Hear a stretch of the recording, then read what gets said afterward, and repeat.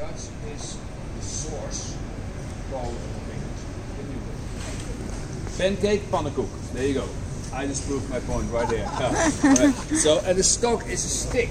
All right, so a stick, and you break it, and then it's like a broken stick, and then it has like two unique breaking surfaces. You can put it back together. It's like you prove it's the original one because another one cannot do that. All right, so there's like you have one, you have one. You say I have original company ownership right here, and the guy breaking the sticks is the stock broker. All right, so that's why that's called all that like that. So that's like all pretty logical and smart inventions happening right here, and everybody could participate on those stocks bigger than the Spanish or the Portuguese.